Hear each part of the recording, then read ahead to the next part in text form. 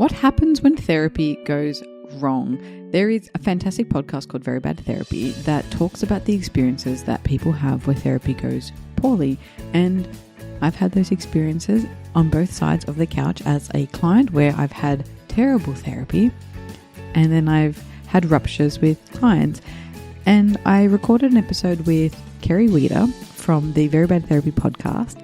This is a follow-up conversation, an episode that we recorded a couple of years ago. And I thought it'd be really great to share it on this complex life as well as the Inside Social Work podcast, which is my podcast for other professionals in this field. I hope you enjoy my conversation with Carrie Wiita. Welcome back, Carrie. Thank you so much, Marie. It's so fun to be here again. I just finished listening to it actually this morning on my walk because I'm a very good last minute kind of person. And we had a lot of laughs around just especially your and Ben's dynamic and just all the bad therapy stories. And I know that I still refer back to some of those episodes. But tell me, where are things at now? What are you up to? Yeah, we went on hiatus for the podcast in 2023, I believe is when our last episode was posted. And at the time, it was a break. We were going on a break. Ben had wanted to go ahead and take a pause on the podcast for a lot of reasons. You know, he was super busy and we just had a lot of things going in different directions and he wasn't sure how much further he wanted to go like in the direction that we were going. So that episode, it was really interesting, I think, because if you listen to that or if you've heard that last episode, you kind of hear, I think, the seeds of the directions that we both ended up pursuing. But in the ensuing, he's not here, just to speak for him, he has left the field and is very happily working at a nonprofit now. I do not have another podcast yet. I'm missing the format so much. So hoping to get another one started coming up. What I've been focusing on is building my business when I was in grad school. And listeners to the show know I talked about this quite a lot, shoehorned it into every conversation I could. I did my master's thesis on the intersection of marketing and psychotherapy. And in that thesis developed an evidence-based framework for therapist marketing and professional development called Interpersonal Branding.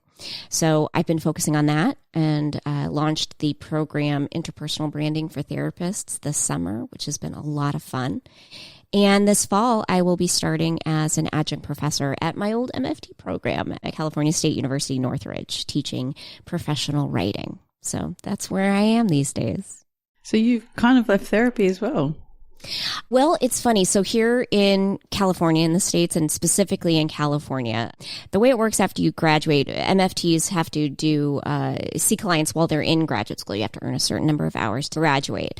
But then once you graduate, you have to register for the first time with the state licensing board. And so in California, we have a very quirky little law that once you graduate, you can go ahead and do that registration anytime you want. You can wait 10, 15 years. It doesn't matter. No penalty.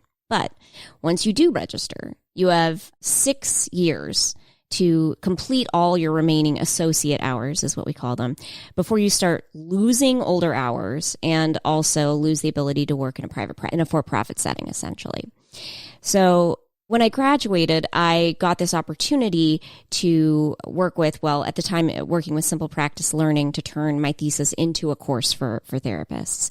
And so when I sat down and really looked at the math, I was going to be coming up against that 6-year rule if I tried to do both at the same time. So what I've done for right now is put my licensing journey on pause. So not working with clients therapeutically like right now until I can get the business up and running at a point where I don't need to be working round the clock every day, all day. So just focusing on working with therapists right now until I can go back to it. But I do miss it a lot. I mean, I wouldn't have been surprised if you said, yep, I'm just tired of hearing people complain all the time.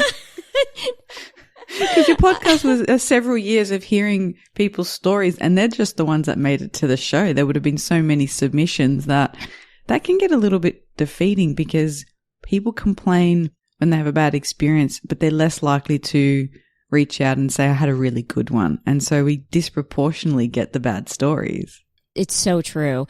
I think that's why I enjoyed doing therapy while I did the show, because I think that there were so many instances working with my own clients where, I saw therapy go well. You see the good side and you see how powerful it can be.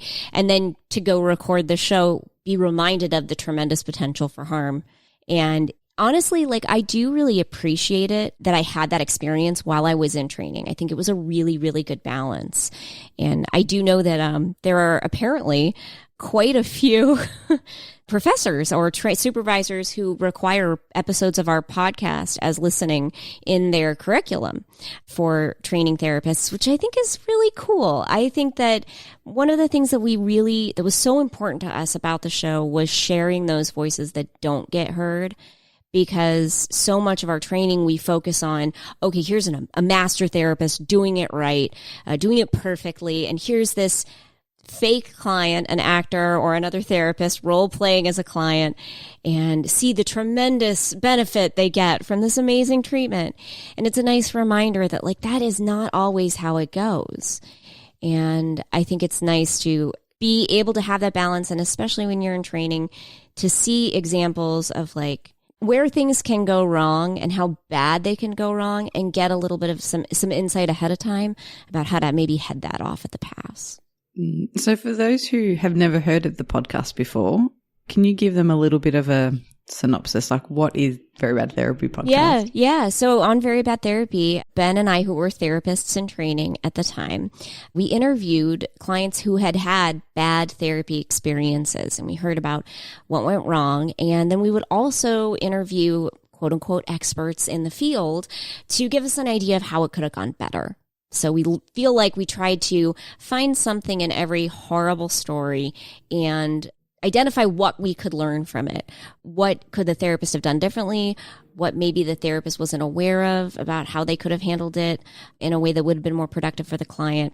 There were certainly, some episodes where the experiences were just so traumatic that we kind of maybe just focused on that, because there are some stories where there's just nothing to salvage. But yeah, that's what we tried to focus on, what we tried to do with this show.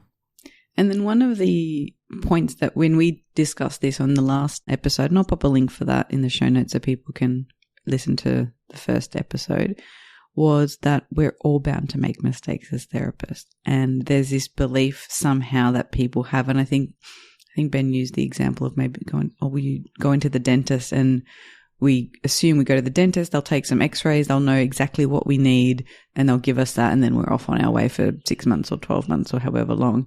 And I think there is that belief that people think we know this magic fix. We will see into their soul and will suddenly automatically know what they're thinking, what they're not saying that they want to say, how that fits in with their attachment style, and get this beautiful combination of art and science to say the right thing at the right time, and then magically it's all fixed in a few sessions. So I think there's hearing that and going through that conversation again and listening to it was really reassuring that we don't have to know it all. And there are some really clear cases of very unethical behavior, which we don't need to go into. But a lot of the things you had on your podcast were manners, being really late all the time or inconsistent. And some was misattunement or just human to human awkwardness and fumbling through, or then getting defensive. And so what was some of the common themes that, reflecting back now, you still hold in mind when you're trying to either, not that you're practicing anymore, but that really stuck with you, I guess? Yeah, no, I think you mentioned, honestly, the word you used, defensiveness. I think that was the biggest takeaway for me. And I think something useful to keep in mind, certainly in the practice of therapy, but honestly, just in life in general. When I reflect back on the stories that we heard and where things went wrong and how they couldn't be salvaged, a lot of it, I think, it almost always comes back to therapist defensiveness. And what I think, I walked away with this, the kind of a firm conviction that maybe the worst thing you can do as a therapist is to have your identity of being a good therapist be something that is too precious for you to have threatened in any way, to have to hold on to that so tightly that then you put your clients in the position of having to prove that for you. And then if anything happens in the dynamic where the idea that you might have done something wrong, that this idea of you being a good therapist gets threatened, that can, for some therapists, become crippling. It can become like devastating. And so just they are put in this position, I think, where they have to do whatever they need to do for that not to be true. Rather than, which I think, the thing that we kept seeing over and over again is maybe the greatest skill that a therapist can have is the ability to repair after rupture. That, being able to hold in that dynamic with a client that maybe I did do something wrong. I can't do everything right all the time. I'm a human. And it doesn't mean you're a bad therapist, and it doesn't even mean you're a bad person. It means there was a mistake that happened. You misstepped. And can you hold that and say, hey, I'm sorry, and sit with that discomfort and sit with the client in trying to come to a resolution that fits for the client, and being able to offer that repair, which I think in many, many cases can be the difference between good and bad therapy. You mentioned that bit about identity, and that really had me thinking about like the wounded healer and maybe if anyone's schema therapy trained or knows a bit about it, there's certain schemas that might be activated for you. And I can really see that across, not just in a therapy practice, but even, we have a lot of social workers listening to this podcast. They would be working in case management or other sort of frontline services that have a therapeutic component. But I think the same thing would show up because you've worked your butt off to get to where you've gotten. You've had to do often all these unpaid placement hours, and then you're giving a lot, often in a environment that's not paid particularly well. And so when someone then says, you didn't do enough, or it wasn't what I needed, I can see why that would be so painful. And especially and a lot of women are in this field as well, and I see them giving too much of themselves in other areas of their lives. And when I do group supervision in organizations, and they get me in usually around psychological hazard management and using supervision as a bit of burnout prevention and, vicarious trauma and compassion fatigue to kind of monitor that, those same people are giving so much everywhere. And so if someone comes back with that wasn't what I needed, or that wasn't good enough, they feel like I'm not good enough, or I've sacrificed so much. What more do you want from me? And so all these boundaries that weren't enforced, all that resentment just comes spilling out. Absolutely.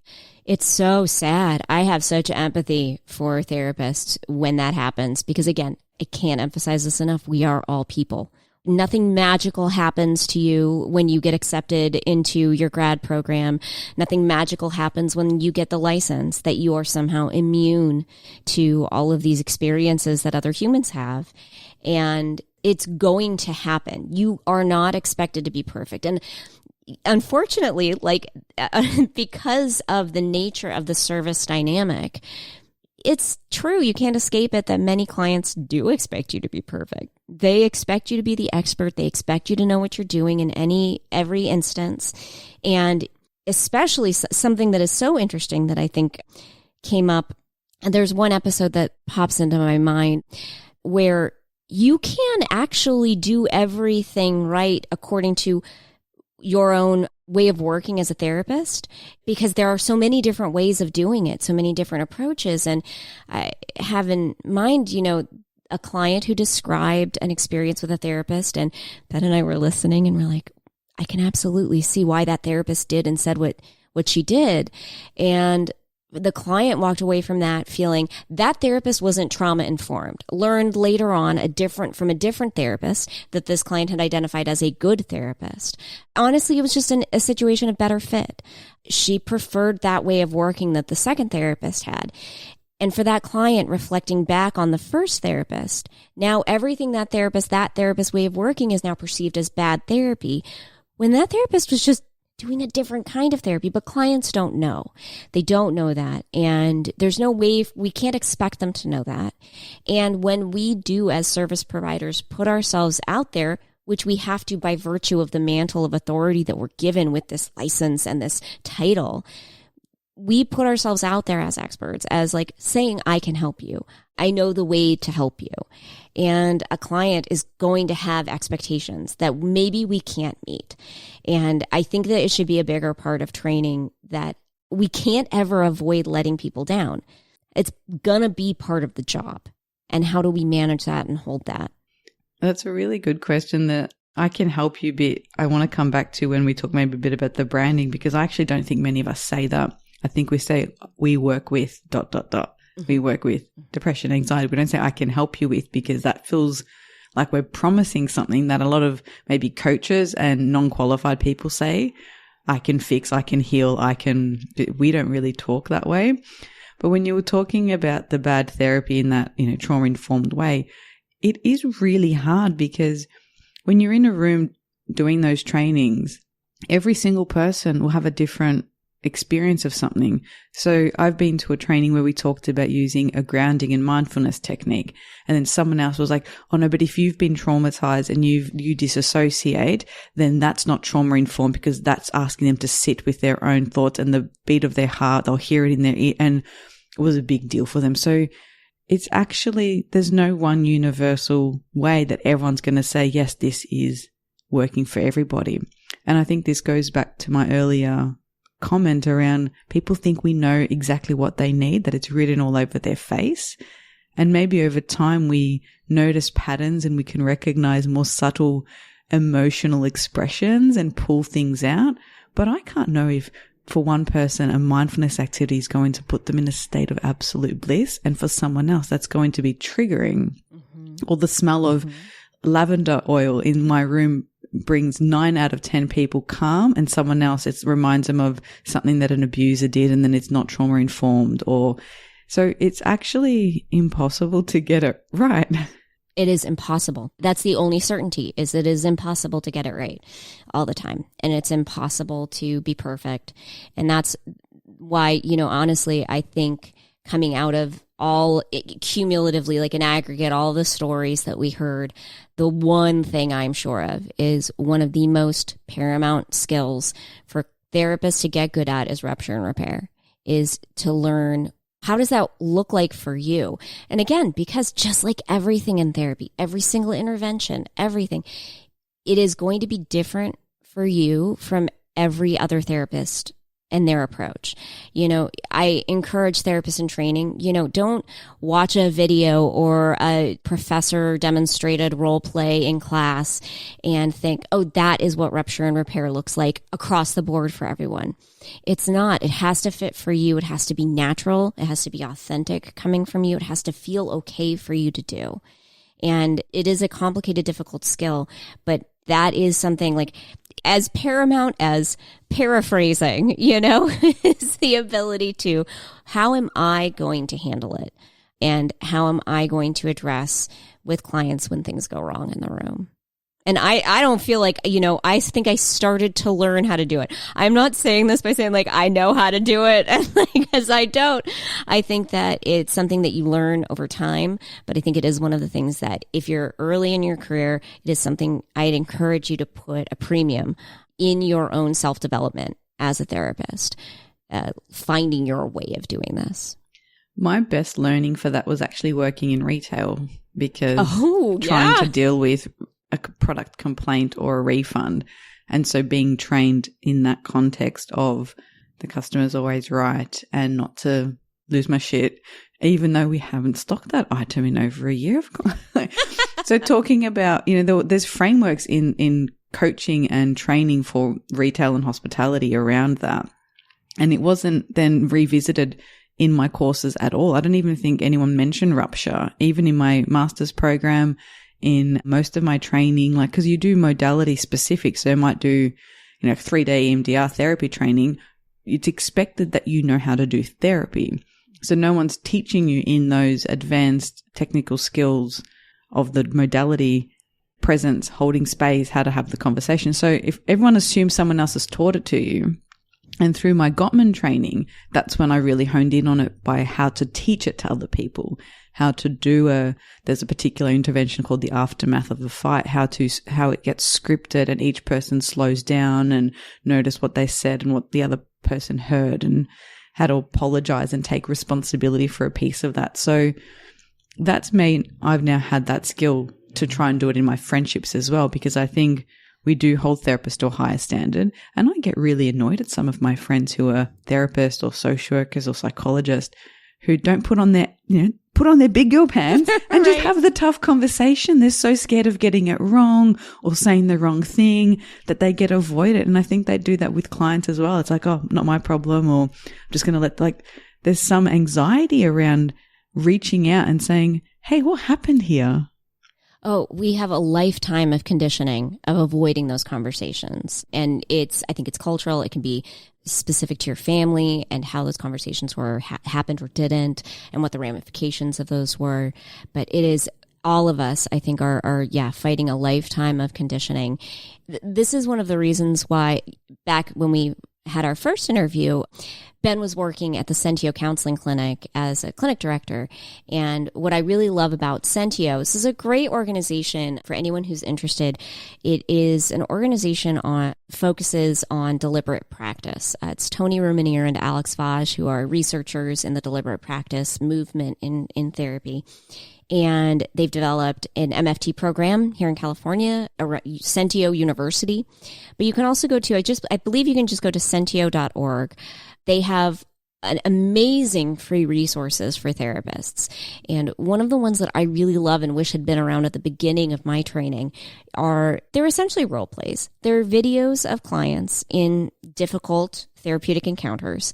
And you have the opportunity to just basically run dry runs with this practice client who's on a video.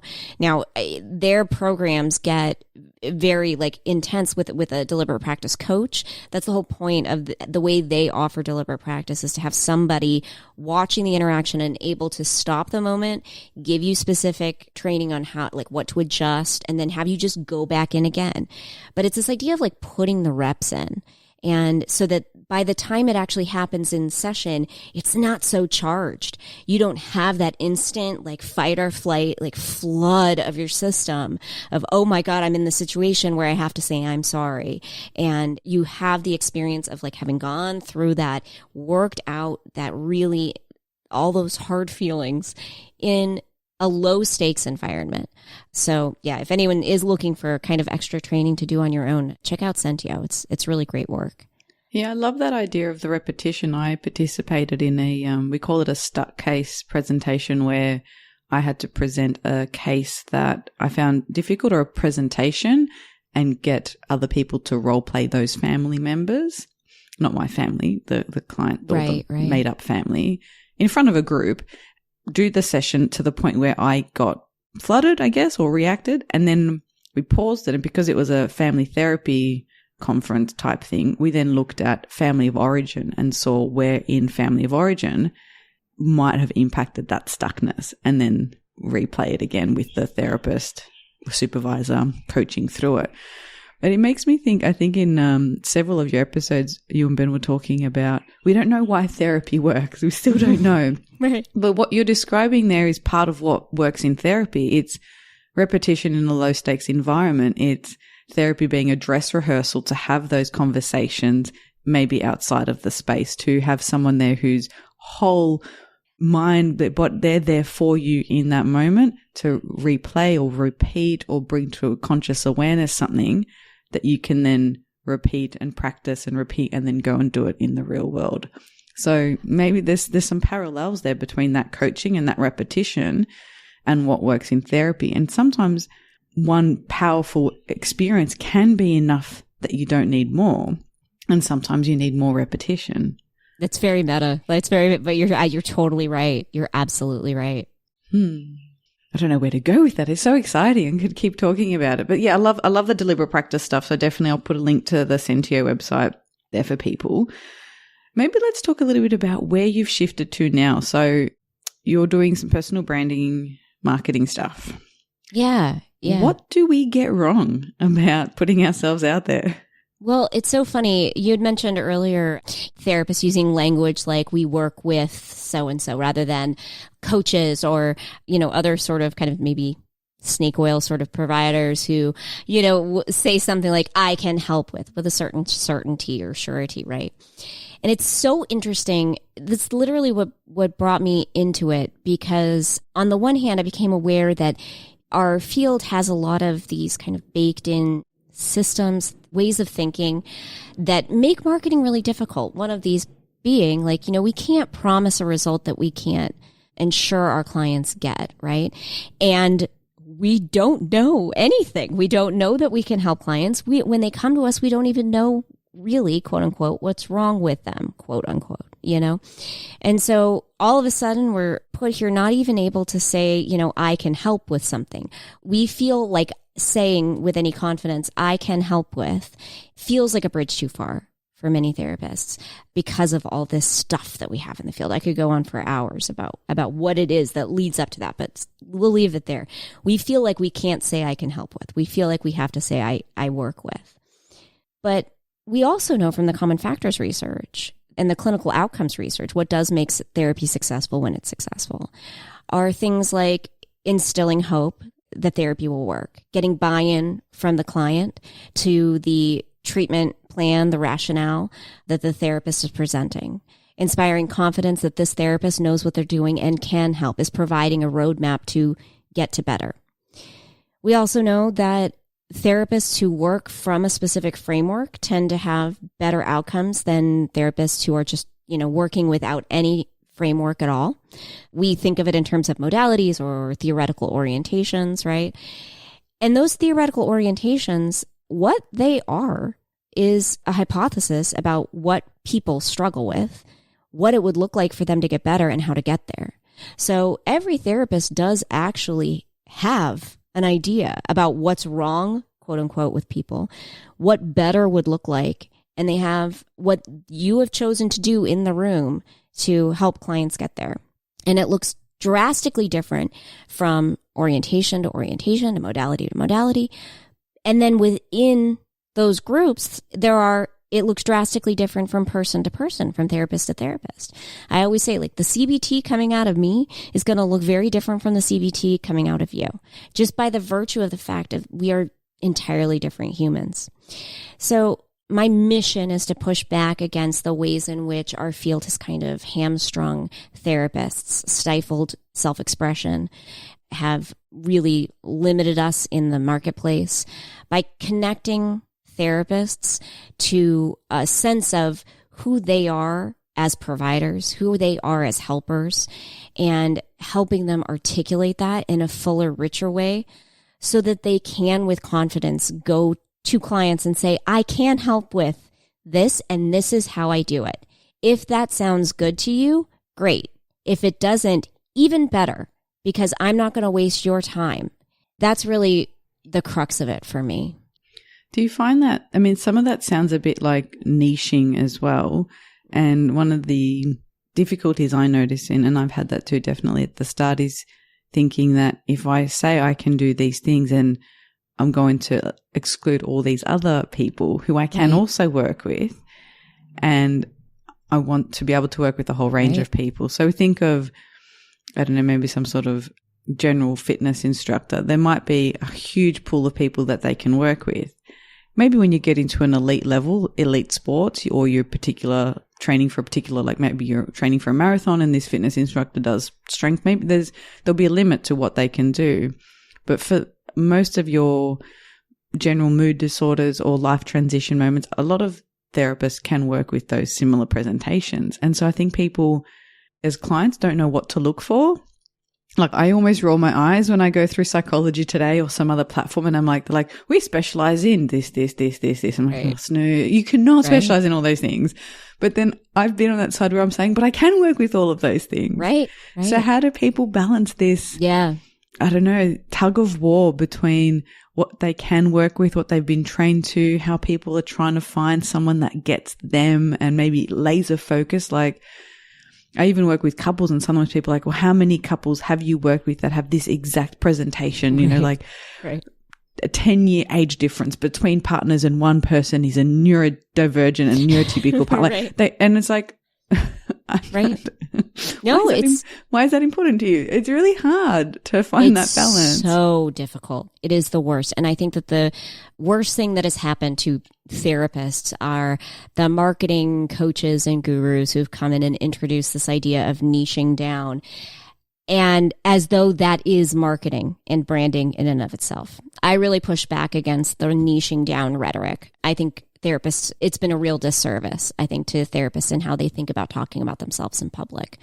Niching down is legitimately a marketing concept that has worked in many industries, but it comes from product marketing where there's a almost unlimited audience, like e-commerce, that kind of thing. So where you as a small startup are trying to fight your way into a very big market. And so there's this idea of niching down is supposed to help you and make marketing easier, make selling yourself easier. Therapists are already, especially in the States, I'm not sure if it's as quite the same worldwide, but our market, quote unquote, potential clients that we can see is already artificially segmented. Here in the States, we have multiple licenses. And so you have specific licenses with specific areas of competence, and then they're all administered by individual states. And so your license is governed by the state. You have to have a license in each individual state, which means that a licensed marriage and family therapist in California can see clients who are physically present in the state of California for issues that fall under the scope of an LMFT, right?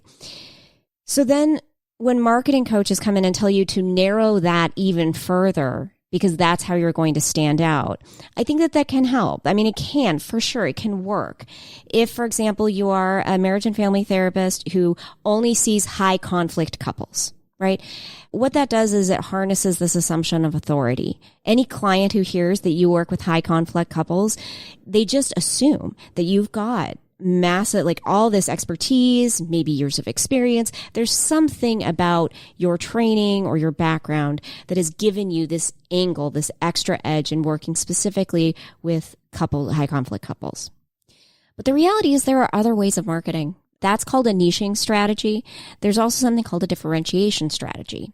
And that's what I think works better for many therapists. If you don't naturally gravitate towards, I work with, high conflict couples. I work with teenage girls living with disordered eating. If you don't, because it feels great sometimes because we already slice and dice our clients by diagnosis and population. But if that doesn't feel right to you, if you have that kind of like, I can work with adjustment disorder, of course you can. So then if that's the kind of career you want, that's the kind of business you want to build, then your niche is people who want to work with you. Your mission then is to differentiate yourself as a provider. I always use the example of Brené Brown. I can't think of anyone who wouldn't want Brené Brown as their therapist. I mean, if you hate Brené Brown, then great. Okay. But she seems like a confident, competent therapist, right? And no one is thinking like, well, who does she specialize in? What is her area of expertise? No, it's Brené Brown or Lori Gottlieb or, any Victor Yalom, any of these therapists, right? So I think that more therapists have the option of taking that road of defining who they are as a provider and becoming very clear on that so that they can put that out into the public sphere as here's who I am, here's how I work, here's what I can help with and how I can help. And once you do that, the fear for most therapists around that is, oh, but what if people don't like me? What if they don't like that way of working? Then they won't even give me a chance. And I say, good. One of the most important things about marketing, your marketing should do two things in equal measure. It should inspire approach behavior in right fit clients and avoid behavior in wrong fit clients. And this goes back to honestly one of the things that I learned from the podcast is that if you are able to accurately communicate who you are and how you work to a potential client, someone who doesn't want what you're doing is never going to show up in the intake session. They're never going to try to force it. But if you just have like generic therapist marketing, I will walk with you on your journey and I work with couples and families and children and individuals. And, then a consumer, a client can make up in their head a story about what therapy with you is going to be like. And maybe it works out, but also maybe they end up disappointed.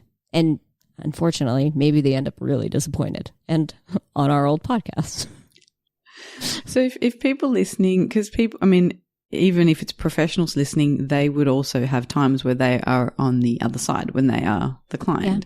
Yeah. If people are listening and they're thinking, well, how do I navigate this? So how do I, okay, I'm starting to have a little bit more compassion for therapists that it is tricky.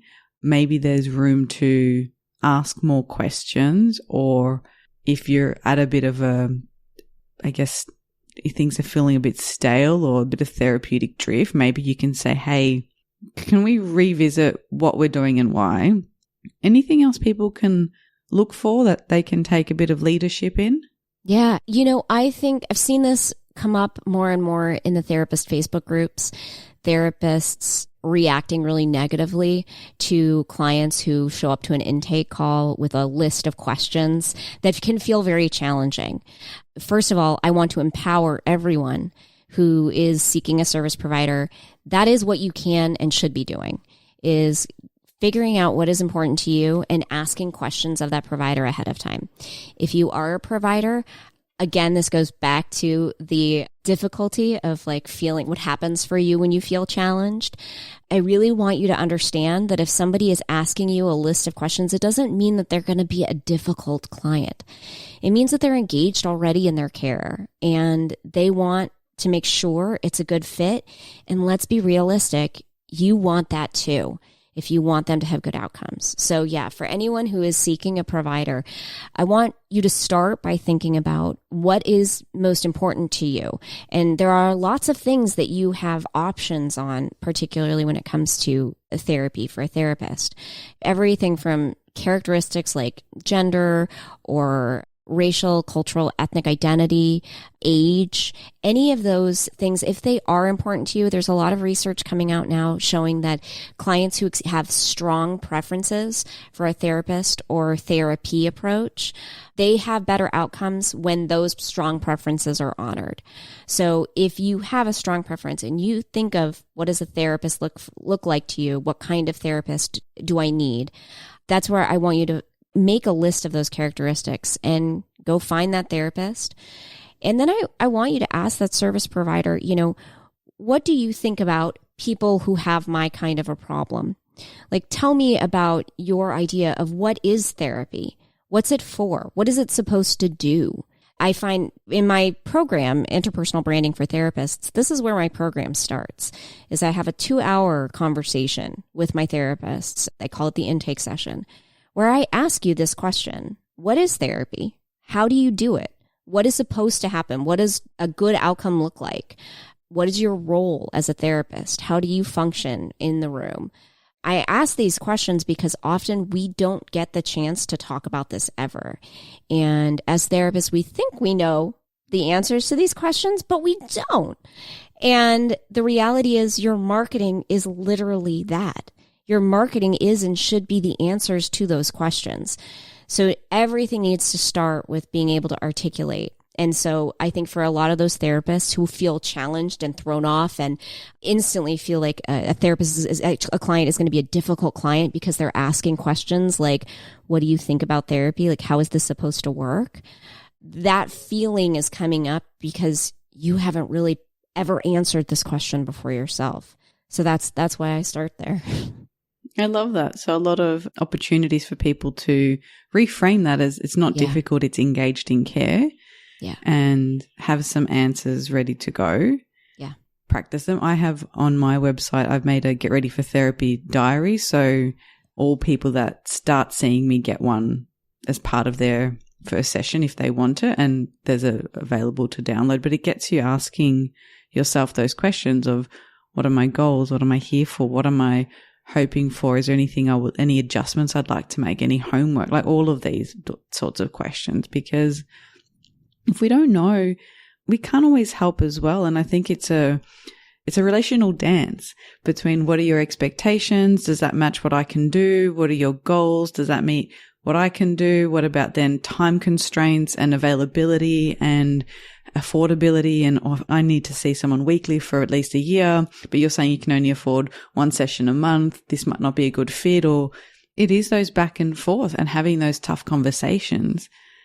to avoid bad outcomes, or I guess disgruntled disappointment. People. Yeah. And I mean, I think the worst thing that can happen is for a client to go into therapy, be disappointed, and think that, not even have the thought, this was a bad fit, the therapist had a bad day, I don't know what to do. Think therapy doesn't work and walk away and never, ever try again. When all of it could have been avoided if at the beginning they had a better sense, I don't think this therapist is right for me. Yeah, it's really good. We want a positive help-seeking experience. Mm-hmm. Absolutely. Well, thanks so much, Carrie. We'll put links to your stuff in the show notes and people can reach out to you if they want to do training. Great. Thank you so much, Marie. It was so lovely to talk with you again. So good to hear your voice and hear some fresh content. I love it. Thank you for listening. To keep the conversation going, head on over to Instagram or LinkedIn and follow me. If you'd like to keep updated with episodes and other interesting things happening in mental health, join my weekly This Complex Life newsletter, where I'll share tools, tips and insight. There's a link in the show notes. Got a question you want answered? Shoot me an email or a DM. I'd love to hear from you. And if you enjoy the show, I'd really appreciate it if you could leave a rating and a review. It helps other people find the podcast.